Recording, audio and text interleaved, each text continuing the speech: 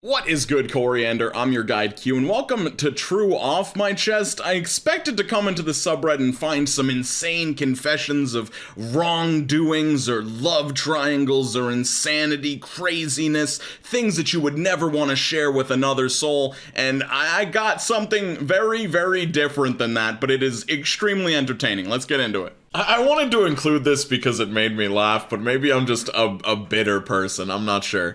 I've discovered something new in physics. I'm a PhD student, and in the last month I've realized I've solved something that has never been solved before. Since then, my life has been chaotic. I'm extremely anxious that someone will publish this result before me. I'm working an insane amount of hours on it to publish it as fast as possible. I barely sleep, and I've stopped going out with my friends.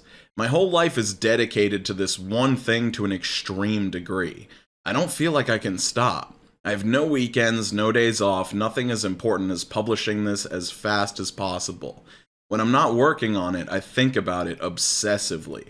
There's nothing else on my mind. I am a machine built to this one purpose. I'm constantly doubting myself and checking the math again and again, but every time I realize that I am indeed correct. I'm exhausted, excited, anxious, and sleep deprived, and I don't see it changing anytime soon. Update. Thank you everyone for your kind words. It's really inspiring. I'm afraid that a lot of you will be disappointed if/when you hear what I've solved. It's not time travel stuff or anything like that. It's a problem in statistical mechanics, which is quite technical. But the results are very surprising to me, and the way I solved it is pretty clever.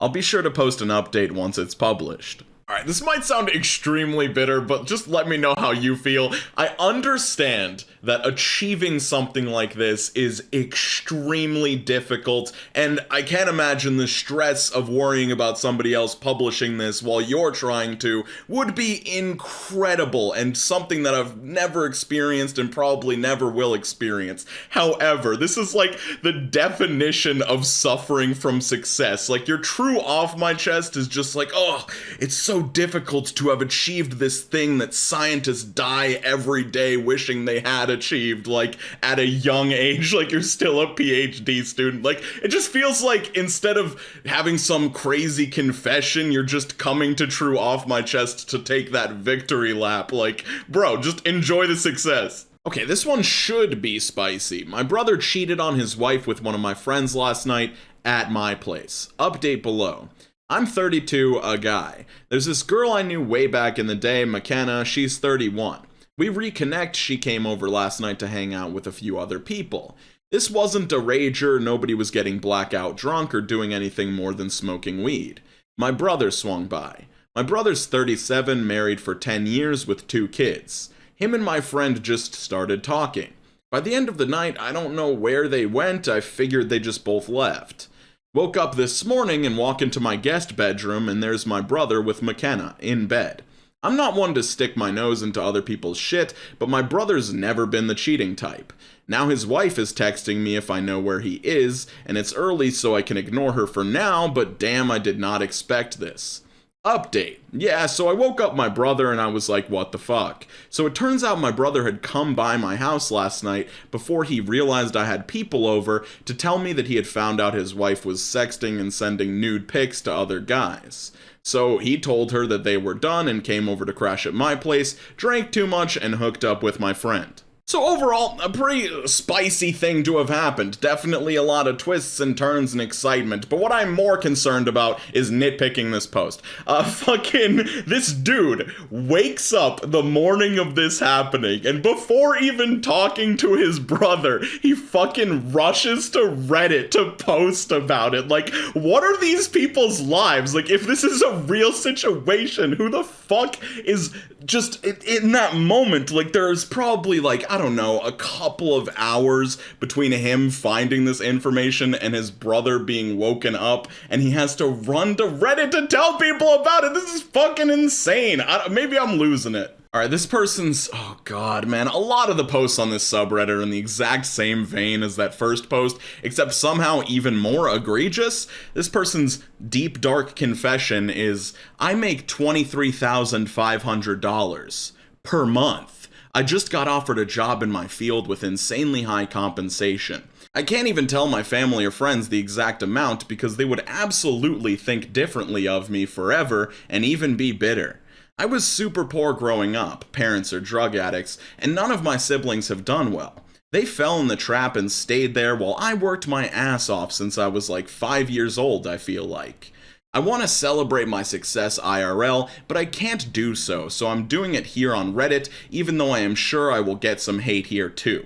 Hence the throwaway account. So I really need you guys to be honest with me. Am I just super drinking the haterade here? Because I'm willing to accept that as a possibility, but just upon gut reaction, I despise this post so much. Like, and don't get me wrong, objectively, what happened here is dope. Like, you overcame all of the odds. Everything was stacked against you, and you were successful despite that. Now, why do we have to come around for the victory lap on Reddit to be like, yeah, I make 6 times the national average in one of the greatest economic downturns of this generation, but I can't talk to my family or friends about it. Like, it feels unnecessary. Maybe I'm just misunderstanding the purpose of this subreddit. Is this subreddit just meant to be, oh hey, this amazing thing happened to me, or hey, I have a secret, but it's that I'm a really great person and doing real well. Alright, this one is actually pretty interesting. I left my wife because I'm sick of everything needing to match her aesthetic. I know it seems like a dumb thing to end my marriage over, but after dealing with this for so long, I'm finally done. My wife and I are both in our 30s. We have a daughter. My wife has always been pretty into appearances, but has never been that bad. She just wanted things to look nice when people came over. Then she started an Instagram page for moms and got a massive amount of followers, about 400,000 since our daughter was born. Ever since then, I don't feel like I live in a house, I live in an Instagram photo shoot. There can't be any proof we actually live here. My wife stresses so much about things looking good that she doesn't actually enjoy the moment. She started a fight with me right after our daughter took her first steps because I had put my drink down on the table behind her and it's all she could see, and how she'd need to edit it out of the video. She called me a selfish prick for putting my drink down on a coffee table to watch my daughter take her first steps. Our daughter's bedroom is just a mass of beige and cream, and there's barely any toys in it, which was fine while our daughter was small, but now she's getting older. My wife refuses to buy her any toys that don't match her aesthetic. My mother took my daughter to the store and let her pick out a toy, and she picked out this dollhouse from this show she watches. She got all the dolls and furniture, and my wife told her that she had to keep it at my mother's house because there was no place for it at home. She absolutely had room for it. My wife is convinced I'm leaving for another woman, having an affair, etc., but I'm not. I just can't keep feeling like I live in a museum where I can't touch or move anything. I can't even build a blanket fort with my kid without my wife flipping out that they're decorative blankets that she had folded in a special way. I'm not going to force my daughter to live in an aesthetic. Editing in, I've tried to encourage her to seek professional help, but she insists this isn't a problem and she doesn't need any therapy.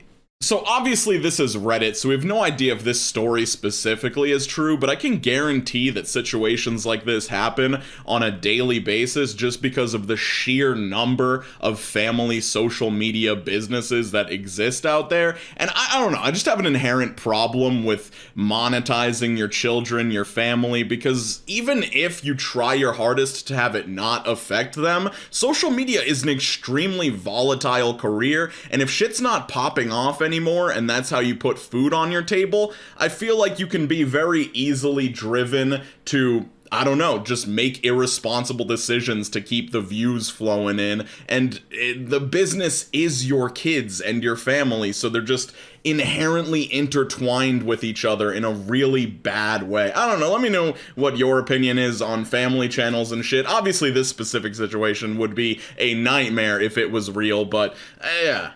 I am so sorry for anybody who expected me to take this subreddit seriously. I expected to take it seriously coming into the video, but just the things that are top posts on this subreddit just forced me to not be able to do that. My overprotectiveness saved my kid. 22 years ago, my younger sister, 13 female, passed away because of an asthma attack. That is horrific. I feel bad that I'm about to make fun of this post, but just hear me out. Let's make it to the end of it. We were not aware that she was suffering from asthma, so we left her home alone because my mom, 40 female, had to work, and I, 19 male at the time, also had a part-time job. My mom used to call to check up on her just to ensure everything was all right, but she would not pick up a lot of times because she was busy doing something. It was that same day that my mom called her multiple times, but she didn't pick up, so she just assumed that she was out with her friends or something. She called more times when she didn't answer. Mom got worried and went to check up on her only to find her unconscious on the floor. That day scarred me for life. So, when around a year ago I had to leave my daughter, 14 female, alone in the house, I decided to buy an extra phone, the number of which I only gave to my daughter and wife.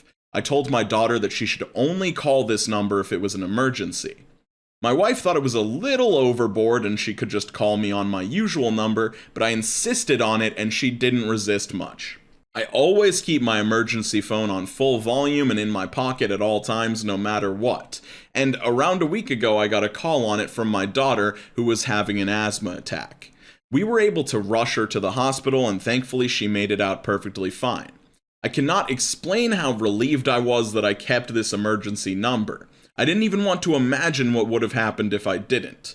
We have now hired a babysitter for her just to keep watch. So you might be thinking, oh my god, Q-Star, you're a horrible person. How could you, talk shit about an amazing story like this? And it is an amazing story. This person is just a hero. This sounds like it should be in a local newspaper write-up, not posted on a confessions subreddit. It's just so random, and the dissonance between someone that's, a hero and, everybody knows that, and he can share that with anyone and have it be just, this amazing thing that happens, and then posting it on a confession subreddit. They just misalign in my brain. Maybe my head is broken. Maybe I've just been ruined by years on the internet and being terminally online.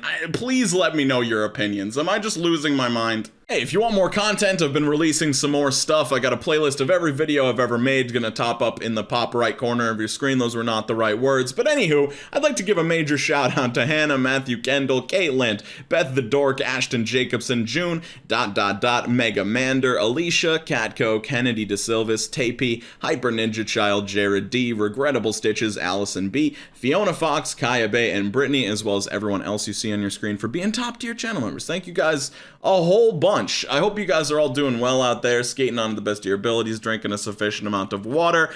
This video may have exposed my darker side of hating Redditors, but anywho, it doesn't really matter. I've said anywho twice in the past 30 seconds. Take it easy, keep it sleazy, skate on, peace, water.